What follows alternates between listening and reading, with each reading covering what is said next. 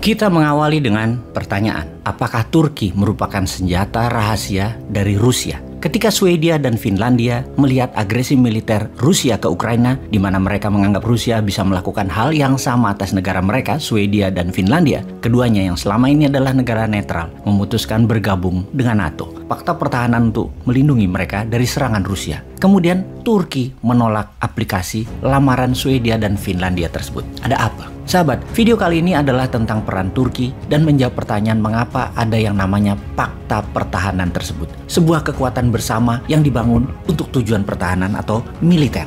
Namun, di ujungnya, anggota tersebut akan menjadi korban ekonomi setidaknya memodali persenjataan perang yang diproduksi oleh negara kuat penyokong fakta tadi. Kita pasti mengenal yang namanya NATO, Fakta Pertahanan Atlantik Utara. Kita juga mengenal Quad atau Quadrilateral, kekuatan 4 negara yang membendung Tiongkok, yaitu India, Australia, Jepang, dan Amerika. Kita juga mengenal AUKUS, Australia, Amerika, Inggris, juga dibangun untuk membendung Tiongkok. Sebagai catatan, Fakta Pertahanan harus ada musuhnya. Kemudian SEATO, Fakta Pertahanan di ASEAN yang musuhnya adalah komunis. SEATO anti komunis. Fakta Warsawa adalah blok Soviet yang disebut juga blok Timur, dibangun untuk melawan blok Barat sekutu, yaitu NATO. Semua fakta pertahanan tersebut pasti ada Amerikanya atau pasti diarahkan ke pro Amerika. Kemudian di tahun 2013 ada tantangan baru bagi pemegang hegemoni dunia, yaitu Amerika dan sekutu barat ini. Dan untuk memahami hal ini, kita harus lebih paham tentang cara bernegara. Apa yang terjadi di tahun 2013 tersebut? Yaitu Tiongkok di bawah Xi Jinping membuat inisiasi yang namanya Belt and Road Initiative atau BRI, yaitu sebuah jalan distribusi produk Tiongkok yang semuanya akan diikat di belt ke Beijing, yang akan menjadi pusat dunia perdagangan. Gerakan tersebut non-militer kesannya. Namun, bagi pengamat pertahanan atau pejabat negara yang paham kedaulatan negaranya, ancaman militer adalah salah satu dari ancaman pertahanan. Sementara ancaman pertahanan bukan hanya militer, ancaman ekonomi juga merupakan ancaman yang berbahaya pada kedaulatan bernegara. Sebagai ilustrasi, kita masuk ke dunia bisnis dulu untuk memahami ancaman ekonomi melalui economic warfare. Katakan kita ambil contoh tentang Coca-Cola atau produk dalam negeri aja deh, teh botol. Ini hanya ilustrasi ya. Sahabat ingat ya, ini hanya simulasi agar memudahkan pemahaman pelajaran bernegara. Teh botol menjual di eceran, harga kita ilustrasikan adalah Rp1.000 per botol. Di mana para reseller, toko, belinya sekitar Rp800 per botol. Lalu masuklah kompetitor, katakanlah namanya teh 10 tang yang menjual harga pasaran sekitar Rp900 dan harga toko belinya Rp700. Karena rasa sama, harga murah, pembeli belok ke teh 10 tang. Apa yang dilakukan teh botol kemudian? Dia turunkan harga teh botol di reseller ke Rp600 dan reseller akhirnya beli lagi teh botol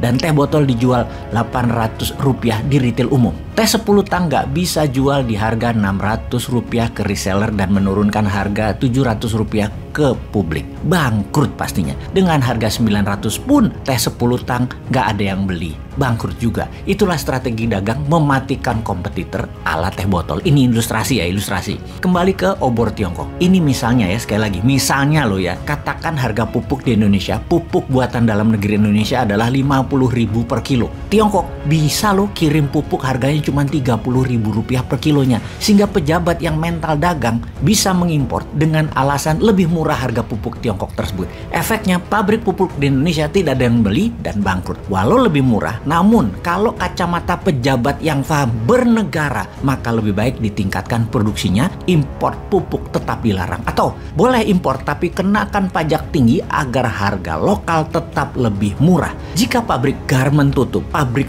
pupuk tutup, petani bawang tidak mau menanam bawang karena merugi. Itu strategi negara pejabatnya yang salah. Karena alasan murah, impor tadi ternyata mematikan produsen sebuah negara. Itulah mengapa kalau paham bernegara, melihat strategi obor Tiongkok, bermitra dengan Tiongkok adalah nation threat, ancaman negara secara ekonomi. Tapi kalau atas nama membangun, atas nama nggak punya uang negaranya, hanya Tiongkok yang bisa kasih bantuan uang, hanya Tiongkok yang punya tenaga SDM, hanya Tiongkok yang punya teknologi, dan yang berbicara adalah pejabat yang sangat meyakinkan cara bicaranya, banyak. Jangankan pejabat puncak, rakyat pun jadi terpesona, lupa akan nation threat, kehati-hatian nasional, dan ini harus terus diingatkan. Sekali lagi, kita hanya ingatkan karena banyak negara sudah menjadi bermasalah dengan strategi obor ini, seperti Bangladesh, Pakistan, Kenya, Zimbabwe, Uganda. Salah satunya itu adalah negara-negara contohnya. Dan ada lagi laporan tertulis dari Carmen Reinhard dari University of Harvard di tahun 2020.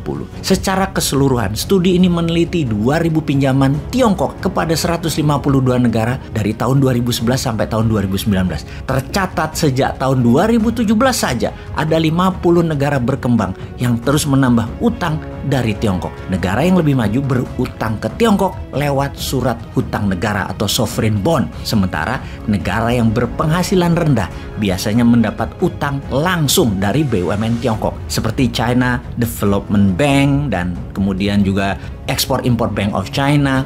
Jadi apapun itu, kita harus waspada pada serangan kedaulatan negara. Kembali ke Turki yang menolak Swedia dan Finlandia menjadi anggota NATO, menarik dibahas sehingga menjadi pelajaran kita akan apa itu fakta ekonomi dan apa itu fakta pertahanan. Kita semua terinformasi akan ancaman Rusia kepada banyak negara untuk stay netral. Jangan ikut-ikutan bantu Ukraina atau jadi anggota NATO. Menambah kekuatan sekutu untuk menjadikan Amerika polisi dunia. Namun Swedia dan Finlandia terus digosok Amerika yang akhirnya pivot, pindah ke NATO. Lalu Turki dengan berani menentang keputusan Swedia dan Finlandia dengan tidak menandatangani surat persetujuan. Turki adalah salah satu anggota NATO di mana ada peraturan bahwa sebuah resolusi baru keluar ketika semua menyetujui, 100% anggota menyetujui. Dari 30 negara member NATO saat ini, semuanya punya hak veto.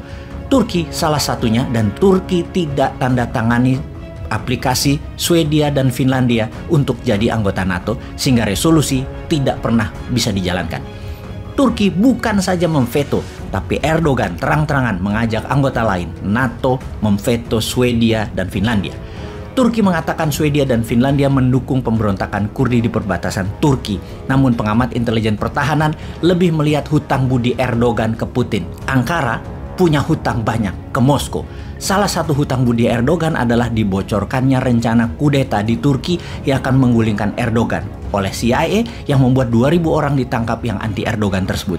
CIA akan menggulingkan Erdogan karena Turki membeli minyak ISIS dan menjual sebagiannya ke Tiongkok. Rumit memang bernegara itu. Kita harus memahami langkah Turki dari kacamata bernegaranya Erdogan.